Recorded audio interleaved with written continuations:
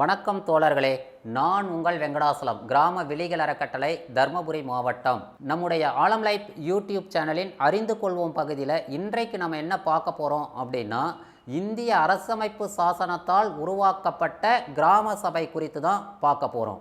இந்தியாவில் அரசமைப்பு சாசனம் மக்களை காக்கும் கருவி. அந்த அரசமைப்பு சாசனத்தால் உருவாக்கப்பட்ட கிராம சபை பிரதிநிதித்துவ மக்களை பங்கேற்பு ஜனநாயகமாக கொண்டு வந்து நிறுத்தியிருக்குன்னா அது கிராம சபை தான். அந்த கிராம சபையை குறித்து இந்த பதிவில் பார்க்க போகிறோம். அதற்கு முன்னாடி நீங்கள் ஆலம் லைஃப் யூடியூப் சேனலை சப்ஸ்கிரைப் பண்ணலன்னா சப்ஸ்கிரைப் பண்ணுங்கள், ஷேர் பண்ணுங்கள். ஏதேனும் சந்தேகம் இருந்தால் கமெண்ட் பாக்ஸில் கமெண்ட் போடுங்க.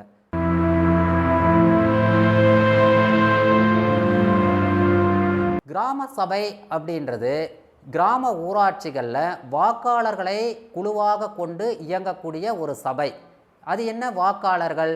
18 வயதுக்கு மேற்பட்ட ஒவ்வொருவரும் வாக்காளர்கள் தான். இவர்கள் வாக்களிக்கும் தகுதியுடையவர்கள். இவர்களை கொண்டு அமைக்கப்பட்ட சபை தான் கிராம சபை. இந்த சபை எப்போது உருவானது, இதற்கு என்ன அதிகாரங்கள் உள்ளன அப்படின்னு பார்த்தீங்கன்னா, இந்திய அரசமைப்பு சாசனம் 1950 ஜனவரி 26 இந்தியா குடியரசாக மலர்ந்தது. அப்போது தான் இந்திய அரசமைப்பு சாசனம் செயல்பாட்டுக்கு வந்தது. அந்த தருணத்தில் உள்ளாட்சிகள் கிடையாது. மத்திய அரசாங்கமும் மாநில அரசாங்கமும் மட்டும்தான் இருந்துச்சு. மூன்றாவது அரசாங்கம் அமைக்கப்பட வேண்டும். ஏன் அப்படின்னா, மக்களுக்கு மிக அருகாமையில் இருந்து பணி செய்யக்கூடிய மக்கள் பிரதிநிதிகள் இருக்க வேண்டும் என மக்களும் நினைச்சாங்க. இன்னைக்கு மக்கள் பாராளுமன்ற உறுப்பினருக்கு ஓட்டு போட்டுட்டு அவங்க 5 ஆண்டு காலம் அந்த பாராளுமன்ற உறுப்பினரை சந்திக்க முடியாத சூழல் தான் உள்ளது. ஏன் அப்படி சொல்றேன் அப்படின்னா, பாராளுமன்ற உறுப்பினர் டெல்லியில போய் பாராளுமன்றத்தில் கலந்து கொள்ள வேண்டிய சூழல். சட்டமன்ற உறுப்பினர் சென்னைக்கு சென்று சட்டமன்ற கூட்டத்தில் கலந்துக்கிறாங்க. அவங்கள சந்திக்க முடியாத சூழல் தான் இன்றைக்கு இருக்கு. அப்ப ஒரு சாதாரண எளிய மனிதன், கிராம ஊராட்சிகளில் இருக்கக்கூடிய குக்கிராமங்களில் இருக்கக்கூடிய சாதாரண மனிதன் அவருடைய மக்கள் பிரதிநிதியை ஈஸியாக சந்திக்கக்கூடிய ஒரு அணுகுமுறையை ஏற்படுத்தியது தான் இந்த உள்ளாட்சி அரசாங்கம். தமிழ்நாடு ஊராட்சிகள் சட்டம் 1994 நடைமுறைக்கு வந்தது. 73வது சட்ட திருத்தம், 74வது சட்ட திருத்தம் தான் கிராமப்புற உள்ளாட்சிகளையும் நகர்ப்புற உள்ளாட்சிகளையும் உருவாக்கி தந்தது. அது நமக்கு ஒரு மிகப்பெரிய அதிகார அமைப்பான கிராம சபையையும் உருவாக்கி தந்திருக்கிறது. இந்த கிராம சபை கூட்டம் எப்போது நடத்தப்படும் அப்படின்னு சொல்லி நம்ம பார்க்கலாம். 1998 19/11 அதாவது நவம்பர் மாதம் 19ஆம் தேதி ஒரு அரசாணை பிறப்பிக்கப்பட்டுள்ளது. 245 அந்த அரசாணை எண். அந்த அரசாணையில் 4 தினங்களை தான் இந்த கிராம சபை கூட்டங்கள் கூட்டப்பட வேண்டும் என்று தெளிவாக குறிப்பிடப்பட்டுள்ளது. என்னென்ன தினங்கள்?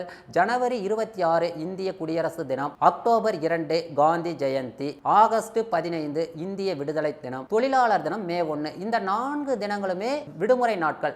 இந்த நாட்களில் இந்த தினங்களை கொண்டாடி மகிழ்வதோடு மட்டுமல்லாமல் கிராம ஊராட்சிகளில் நடைபெறும் கிராம சபை கூட்டங்களில் பங்கெடுப்பதன் மூலம் ஒரு வெளிப்படையான நிர்வாகத்தை கட்டமைக்க முடியும் அப்படின்னு கிராம சபை சொல்லுது. இன்னும் சொல்ல போனால் இந்த கிராம சபை கூட்டங்கள் எதற்காக கூட்டப்படுகின்றன? மக்கள் அரசோட திட்டங்களை தெரிந்து கொள்ள முடியும், வெளிப்படையான நிர்வாகத்தை அறிந்து கொள்ள முடியும். ஒரு வீட்டிற்கு வரவு செலவு கணக்கு குடும்ப தலைவர் தலைவிக்கு கட்டாயம் தெரியும். அதுபோல தான் மக்கள் பிரதிநிதிகள் என்னென்ன செய்கிறாங்க, அந்த கிராம ஊராட்சி வளர்ச்சிக்கு என்னென்ன செய்கிறாங்கன்ற விஷயத்தை மக்கள் அறிந்து கொள்ளும் வகையில் அந்த வரவு செலவு கணக்குகள், ஆண்டறிக்கை, தணிக்கை அறிக்கைகள், மகாத்மா காந்தி தேசிய ஊரக வேலை உறுதி திட்ட கணக்குகள் எல்லாவற்றையும் கிராம சபையில் கொண்டு வந்து வைத்து மக்கள் கேட்கும் கேள்விகளுக்கு அந்த கணக்குகளை முறையாக அவர்கள் இந்த கிராம சபைக்கு சமர்ப்பிக்க வேண்டும். அதுதான் கிராம சபையோட அதிகாரம். அடுத்து நீங்க பார்த்தீங்கன்னா, மேலும் 2 நாட்களை இதில் இன்க்ளூட் பண்றாங்க. ஏன்னா நீண்ட நாட்களுக்கு பின்னாடி கிராம சபை நடக்கிறதுனால அதிகமாக பங்கேற்பு, மக்கள் பங்கேற்பு குறைவா இருக்குன்றதுனால கிராம சபை உருவாக்கப்பட்ட பிறகு 1998 இருந்து நீங்க 2022 வரைக்கும் பார்த்தீங்கன்னா இந்த 4 தினங்களில் மட்டும்தான் கிராம சபை கூட்டங்கள் நடத்தப்பட்டு வந்தன. ஏப்ரல் 22 2022 தமிழ்நாடு அரசு விதியின் 110 கீழ் மேலும் 2 தினங்களை சேர்க்குது. அது என்ன மேலும் 2 தினங்கள் அப்படின்னு பார்த்தீங்கன்னா, மார்ச் 22 தண்ணீர் தினத்தன்று கிராம சபை கூட்டங்கள் கூட்டப்பட வேண்டும். நவம்பர் 1 ஊரக உள்ளாட்சி தினத்தன்று கிராம சபை கூட்டங்களை கூட்ட வேண்டும் அப்படின்னு சொல்லி அரசாணை பிறப்பிக்குது. அப்ப இந்த நவம்பர் 1 ஊரக உள்ளாட்சி தினம் அன்று ஏன் அரசு அறிவிக்குது, ஏன் அன்றைக்கு கிராம சபை கூட்டங்களை கூட்ட வேண்டும் அப்படின்னா, நவம்பர் 1 தான் உள்ளாட்சிகள் உள்ளாட்சிகள் வலிமை பெற்ற அமைப்பு. அந்த உள்ளாட்சிகளின் வலிமையை மக்களுக்கு எடுத்துரைக்க வேண்டும். அரசாங்கத்தோட நலத்திட்டங்களை மக்களிடம் கொண்டு போய் சேர்க்க வேண்டும். உள்ளாட்சிக்கு அதிகாரம் இருக்கின்ற உணர்வை மக்களிடத்துல கொண்டு போய் சேர்க்க வேண்டும் என்ற விழிப்புணர்வை ஏற்படுத்தும் வகையில் உள்ளாட்சி தினம் அன்று கொண்டாடப்பட்டு வருகிறது. அந்த நாளில் கிராம சபை கூட்டங்கள் நடத்தப்படுகின்றன. சரி, கிராம சபை கூட்டங்கள்ல யாரெல்லாம் பங்கேற்க முடியும் அப்படின்னா, அந்த கிராம ஊராட்சியில் வாக்காளர்களாக பதிவு செய்யப்பட்டவர்கள் அனைவரும் கிராம சபை உறுப்பினர்கள் அவர்கள் பங்கேற்கலாம். சரி, நான் பக்கத்து கிராம ஊராட்சி சார், நான் போய் அந்த கிராம சபை கூட்டத்தில் பங்கேற்க முடியுமா அப்படின்னா, நீங்க பார்வையாளராக மட்டும்தான் பங்கேற்க முடியும். அதுல கேள்விகள் கேட்க முடியாது. அதை அந்த கிராம சபை கூட்டம் நடைபெறும் விதத்தை நாம் என்ன செய்ய முடியும், கவனித்து வர முடியும். ஆனால் அங்கு கேள்விகள் எதுவும் எழுப்ப முடியாது. இந்த கிராம சபை கூட்டத்திற்கு யார் தலைமை ஏற்பார் அப்படின்னா, அந்த ஊராட்சி மன்ற தலைவர் தலைமை ஏற்பார்.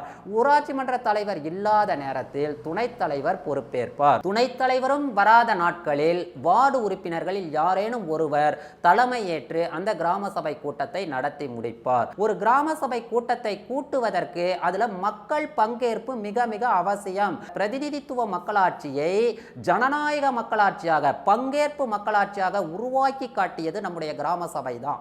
அந்த கிராம சபையில ஒரு கிராம ஊராட்சியில 500 மக்கள் தொகை உள்ள கிராம ஊராட்சியில கட்டாயம் 50 நபர்கள் கலந்து கொள்ள வேண்டும். 501 இருந்து 3000 வரை மக்கள் தொகை உள்ள ஒரு கிராம ஊராட்சியில் 100 நபர்கள் கலந்து கொள்ள வேண்டும். 3001 முதல் 10,000 வரை மக்கள் தொகை கொண்ட கிராம ஊராட்சியில் 200 நபர்கள் கலந்து கொள்ள வேண்டும். 10,000க்கும் மேற்பட்ட மக்கள் தொகை கொண்ட கிராம ஊராட்சியில் கட்டாயம் 300 நபர்கள் கலந்து கொள்ள வேண்டும். இதுதான் ஃபோரம்னு சொல்லுவாங்க, குறைவெண் வரம்பு. இந்த குறைவெண் வரம்பு இருந்தால் மட்டும்தான் அந்த கிராம சபை கூட்டத்தை நடத்த முடியும். ஒருவேளை அந்த கிராம ஊராட்சியில வெகு சிலரே கலந்து கொள்கிறார்கள், குறைவெண் வரம்புக்கும் கீழே கலந்து கொள்கிறார்கள் என்றால் அந்த கிராம சபை கூட்டத்தை நம்ம கட்டாயம் ரத்து செய்ய முடியும். அந்த அதிகாரம் யாருக்கு இருக்குன்னா, கிராம சபைக்கு தான் இருக்கு. ரத்து செய்யப்பட்ட கிராம சபை கூட்டத்தை மறுபடியும் கூட்ட முடியுமா? அது யாருக்கு அதிகாரம் இருக்குன்னா, ரத்து செய்யப்பட்ட கிராம சபை கூட்டத்தை கட்டாயம் மறுபடியும் நடத்த முடியும். அவங்க 3 நாட்களில் அதற்கான மறு அறிவிப்பு கொடுத்து அந்த கிராம சபை கூட்டத்தை கூட்ட முடியும். இது ஊராட்சி மன்ற கூட்டத்தை கூட்டி, ஊராட்சி மன்ற கூட்டம் அப்படின்னா என்ன அப்படின்னா, ஊராட்சி மன்ற தலைவர், துணைத் தலைவர், வார்டு உறுப்பினர்கள் இவர்கள் ஒன்று கூடி முடிவெடுத்து எந்த தேதியில கிராம சபை கூட்டத்தை நடத்தலாம் என முடிவெடுத்து அந்த தேதியை மாவட்ட ஆட்சித்தலைவர்னு சொல்லுவோம். அவர் தான் இன்ஸ்பெக்டர் ஆஃப் பஞ்சாயத், மாவட்டத்தோட ஆய்வாளர். அவருக்கு அனுப்பி நம்ம என்ன செய்யலாம், தகவலை தெரிவிக்கிறோம். யாருக்கிட்டையுமே ஒப்புதல் பெற வேண்டிய அவசியம் இல்லை. ஊராட்சி மன்ற தலைவருக்கு அதற்கான அதிகாரங்கள் கொடுக்கப்பட்டுள்ளது. ஒரு கிராம சபை கூட்டத்தை கூட்ட வேண்டுமானால் யாரிடத்திலும் அனுமதி பெற வேண்டிய அவசியம் இல்லை. அப்ப அவரிடம் அனுப்பி தகவலை மட்டும் தெரிவித்துவிட்டு மீண்டும் 7 தினங்களுக்கு முன்பாக மக்களுக்கு அறிவிப்பு கொடுக்க வேண்டும். ஒரு கிராம சபை கூட்டத்தில் எப்படி பங்கேற்பை அதிகப்படுத்த முடியும்? மக்களுக்கு அறிவிப்பு கொடுப்பதன் மூலமாக தான் பங்கேற்பை அதிகப்படுத்த முடியும். ஆனா இன்னைக்கு அந்த மாதிரி நடக்குதானா? பெரும்பாலான கிராம ஊராட்சிகள்ல அறிவிப்பு முறையாக கொடுக்கப்படுவதில்லை.